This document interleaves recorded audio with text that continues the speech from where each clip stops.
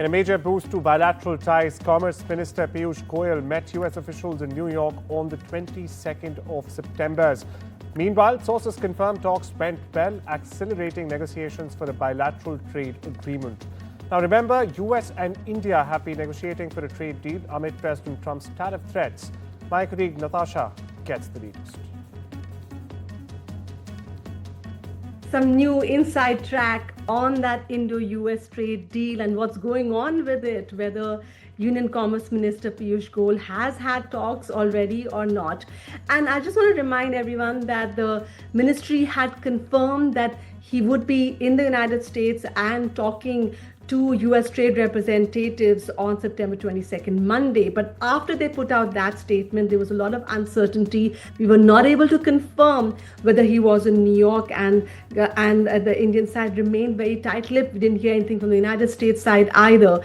However, the story has changed in about a day's time, and we are now hearing from sources that the meeting did indeed happen between Commerce Minister Piyush Goyal and the US side, his team and the US side on Monday in New York, that it went well according to these sources, and there is overall optimism. They also indicated that Minister Goyal will also probably be having another meeting later this week. Whether that's in New York or DC remains uncertain. But what really emerged while we were at the U.S.-India Strategic Partnership Forum at the Indian Consulate, covering that, where also Commerce Minister Piyush Goyal spoke, what really emerged from the public comments as well as the off-record comments there was that the emphasis on the larger aspects of the Indo-US strategic partnership and their business partnership, which has been invested on for over 20 years now, that is stronger than any fluctuating announcements from Donald Trump, and they remain optimistic that also the 50% trade tariff now can be brought down. In his first address in the United Nations General Assembly since returning to the White House on the 20th of January earlier this year, a speech that was mostly off script and almost 4 times the mandated length, Donald Trump flipped on Ukraine and also fired a direct shot or a salvo at India along with China. Now, what does this really mean for India's energy security diplomacy and our very ties with Washington? Parmeshwar Baba has more for us. But first, listen in to what Trump said. China and India are the primary funders of the ongoing war by continuing to purchase Russian oil. But inexcusably, even NATO countries have not cut off much Russian energy and Russian energy products, which, as you know, I found out about 2 weeks ago, and I wasn't happy. Think of it. They're funding the war against themselves. Who the hell ever heard of that one? In the event that Russia is not ready to make a deal to end the war, then the United States is fully prepared to impose a very strong round of powerful tariffs, which would stop the bloodshed, I believe, very quickly. Well, Donald Trump, chaos, contradiction, and controversy all packed into one day at the United Nations. On one hand, the US president stunned world leaders by suddenly hardening his stance on Russia, saying NATO should even shoot down intruding Russian jets, and that Ukraine should reclaim all of its lost land, which, by the way, is a remarkable 180 from just last month, when he shared warm optics with Vladimir Putin in Alaska. But then came the sting for India. In the same breath, Donald Trump accused both India and China of being the primary funders of the Ukraine war because we continue to buy Russian oil. Now, India has always defended those purchases as a matter of energy security, pointing out that Europe itself remains heavily dependent on Moscow's energy. Yet, the US president didn't spare NATO either. He called them hypocrites for buying Russian fuel while claiming to isolate Putin. Oh, and that's not all. He even repeated his long-disputed claim that he played mediator between India and Pakistan. For the record, New Delhi has publicly and repeatedly rejected that narrative. So then, what is really going on here? Is Trump signaling a genuine policy shift or just parroting the leaders he last met, like Zelensky and Macron?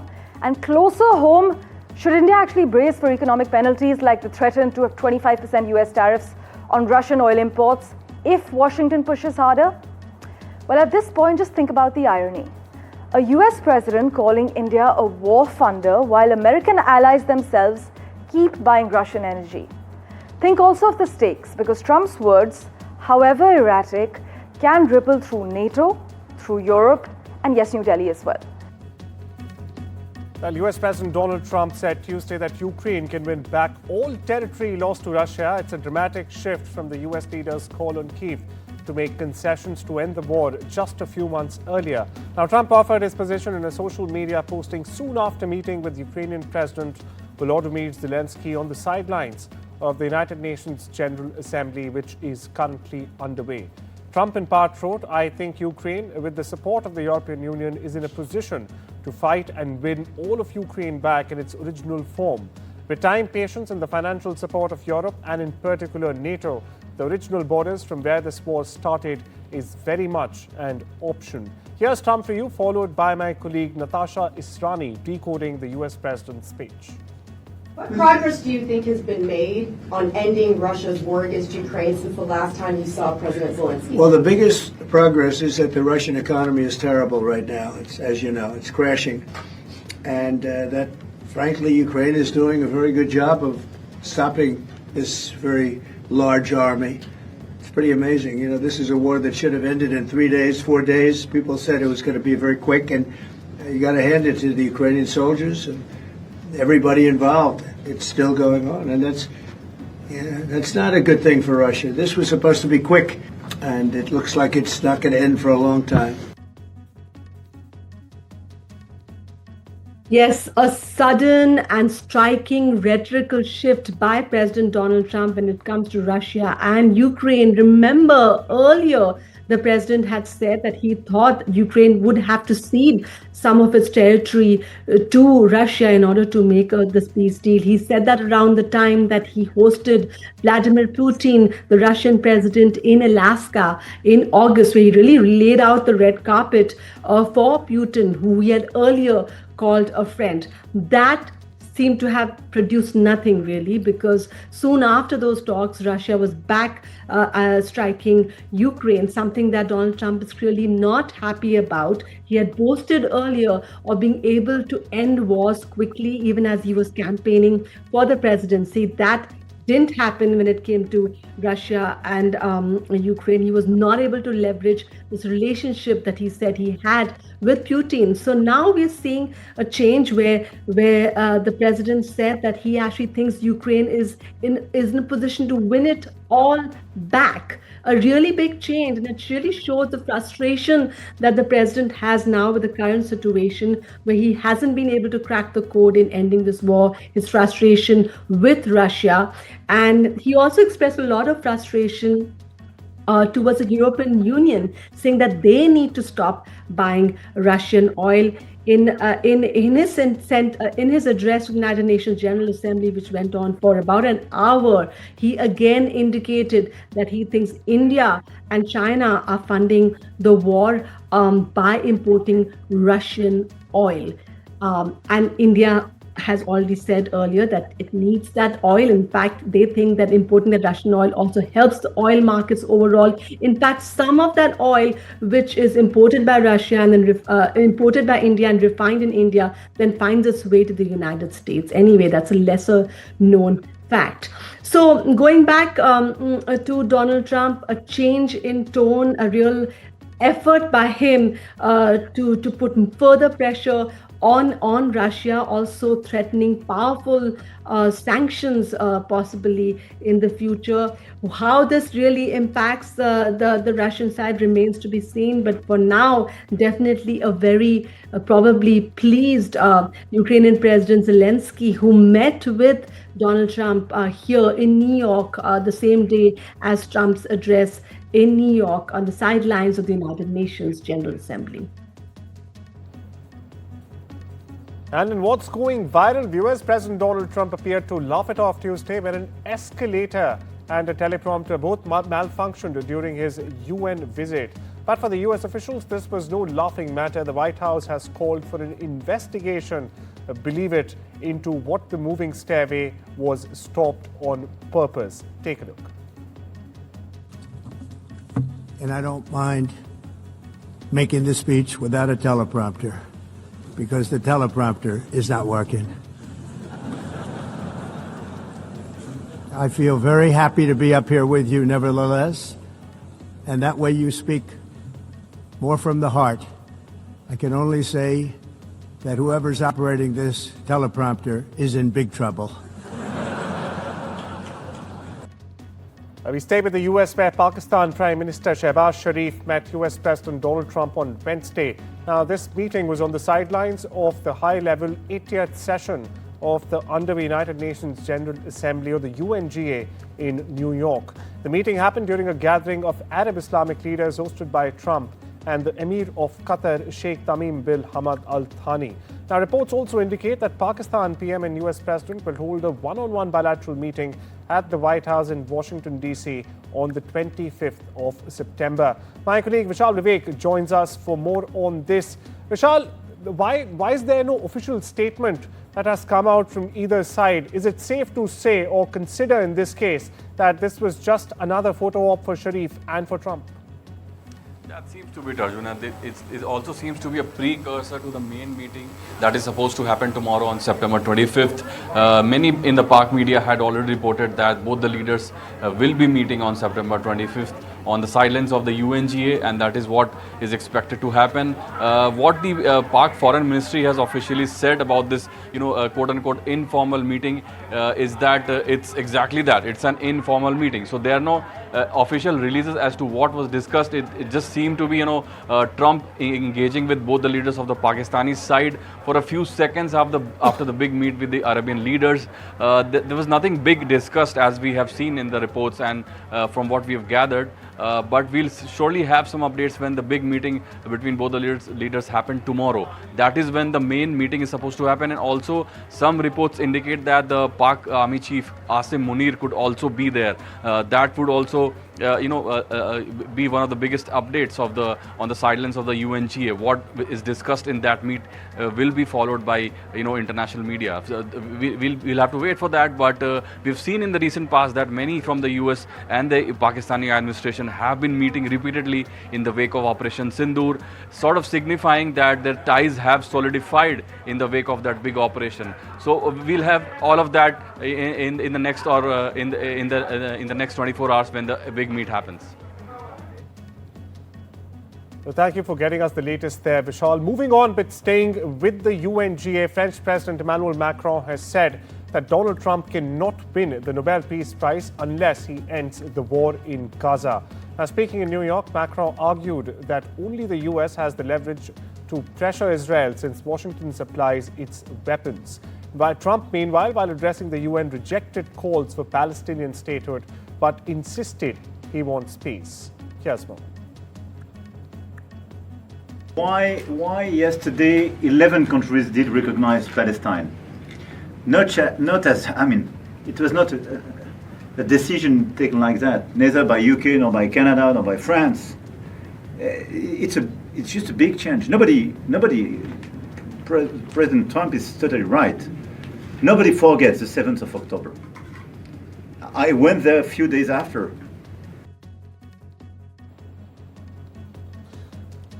Well, after announcing a new 100,000 H-1B visa dollar fees, the Trump administration has now proposed overhauling the visa's lottery selection process to prioritize higher paid and higher skilled foreign employees.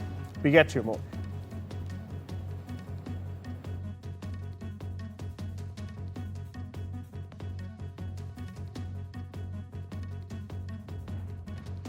Trump administration's proposal to replace the random H-1B lottery with a wage-weighted system could fundamentally reshape how global talent flows into the US economy.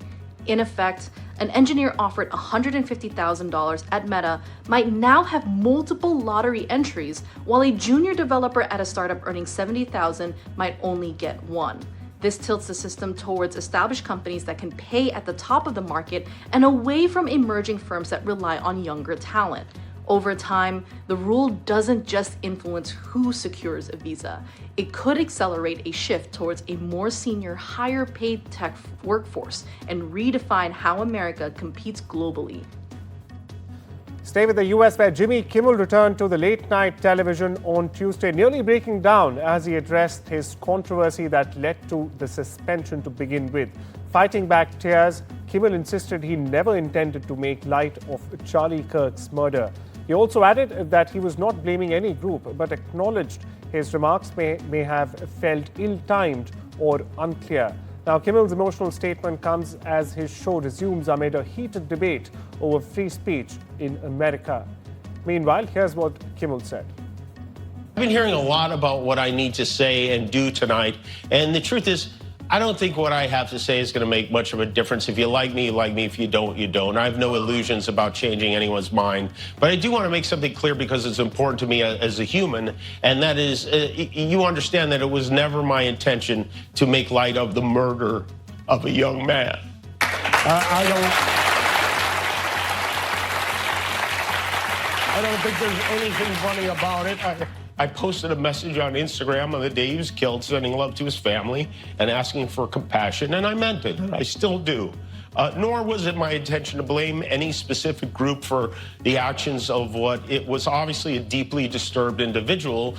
That was really the opposite of the point I was trying to make, but I understand that to some that felt either ill-timed or unclear, or maybe both. And for those who think I did point a finger, I get why you're upset. If the situation was reversed, there's a good chance I'd have felt the same way. I have many friends and family members on the other side who I love and remain close to, even though we don't agree on politics at all. I don't think the murderer who shot Charlie Kirk represents anyone. This was a sick person who believed violence was a solution, and it isn't.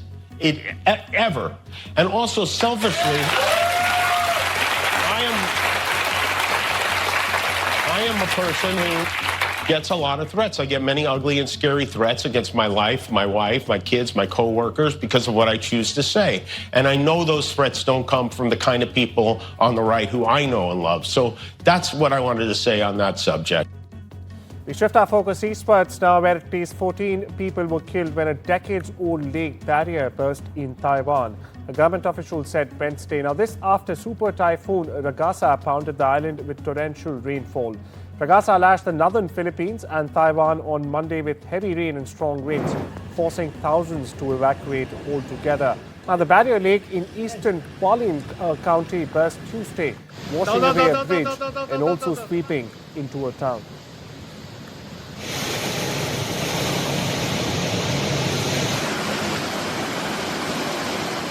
U.S. Special Envoy for Syria Tom Barak has said that Syria and Israel are close to a de-escalation pact.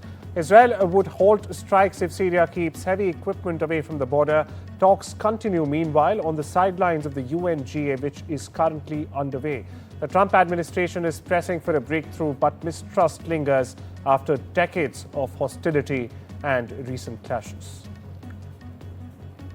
Over in Europe, the Norwegian police are probing a blast in downtown Oslo near a university campus and just blocks away from the Royal Palace and the Israeli embassy. Officers later conducted a controlled detonation of a secondary explosive device described as a military-style grenade. One suspect has already been detailed. Meanwhile, police suspect criminal motives but are not ruling out other possibilities as well. This incident, meanwhile, comes a day after reports of drone sightings near Oslo's and Copenhagen's airports. The Pentagon has disbanded its long-running advisory committee on women in the armed forces. Defense Secretary Pete Hegseth accused the panel of pursuing what he calls and terms a divisive feminist agenda. The committee had shaped recruitment, retention, and policy for decades. However, critics warned that the decision could erode progress for women in uniform as the Pentagon also restricts media access.